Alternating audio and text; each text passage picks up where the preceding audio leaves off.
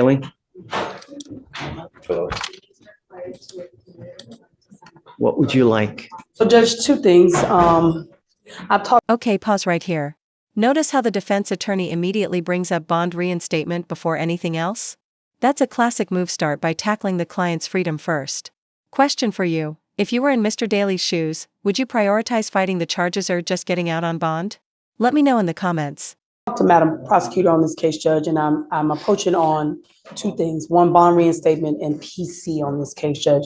She and I have already discussed it on this case, and we just both want you to hear the PC if we can, Judge. Okay.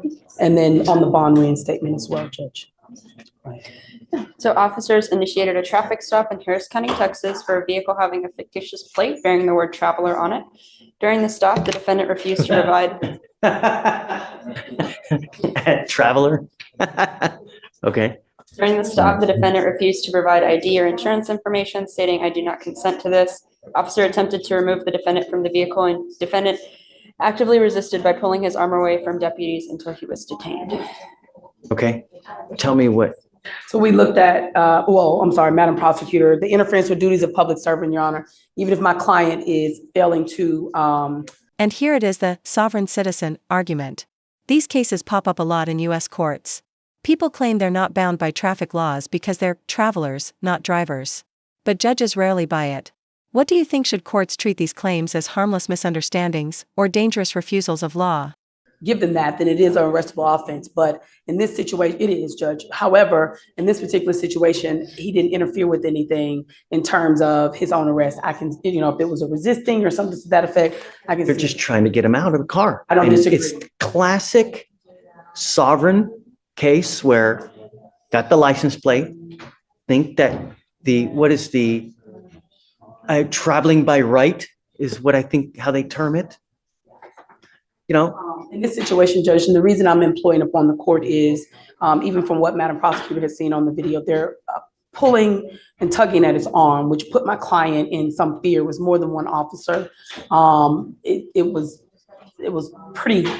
But he still has a duty. If they're asking you to come out, they can lawfully do that. And there are videos, and go on YouTube, right? There are hundreds of videos where officers will literally destroy your car to get you out.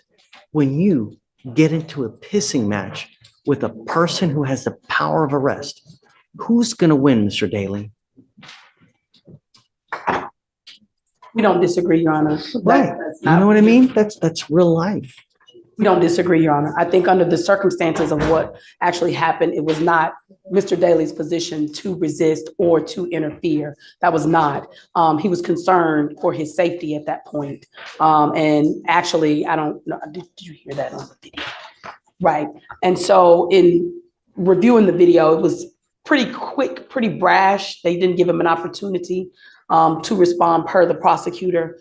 In this situation, it wasn't as if he was intentionally. Remember, this is just a mere probable cause. Yes, so, I agree. You know, they ask you to come out of the car one time.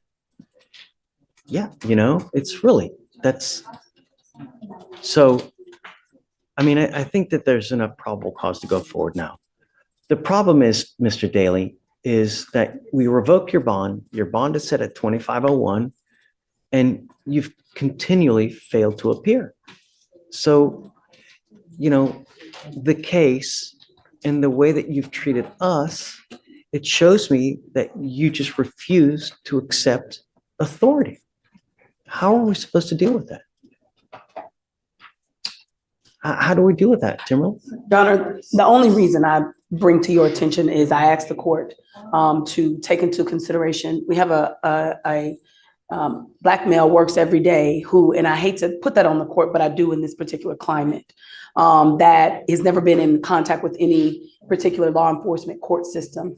And from what I can see and what I hear out here from a lot of my Black male, and I'm sure it's common knowledge, is that because they are unfamiliar with the court system, they don't know, number one. Number two, when they do come in contact with police, and my mother is assistant chief of police. So I can understand, even when I was younger, I was taught that there are certain things that you have to do with when a police officer even stop you on a speeding ticket.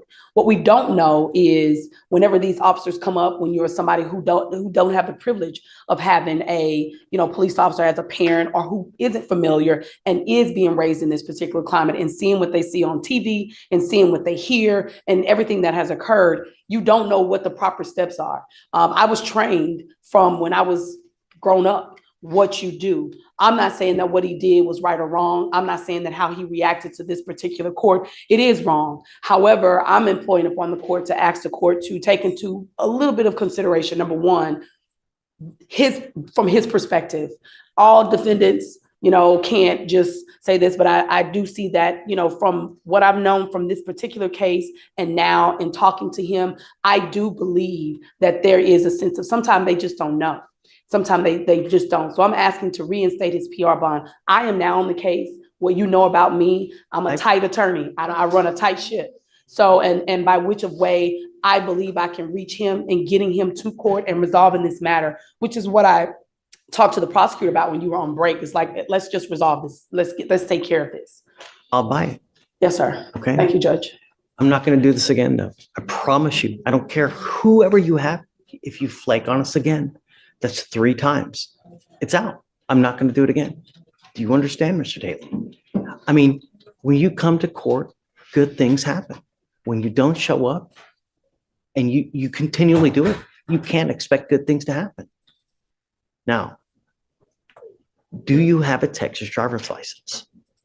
Not right now. You're not allowed. That right there is the mic drop moment. The judge is crystal clear, you won't get another warning. It's a last chance ultimatum. Judges don't like repeat Nasho-san. This one is basically saying, shape up, or you're done. Imagine being in that hot seat. Would you take the risk of pushing your luck? To drive. Right. You have a bond condition and you've signed an affidavit with me today promising you're not going to drive. I don't care how you term it. Driving, traveling,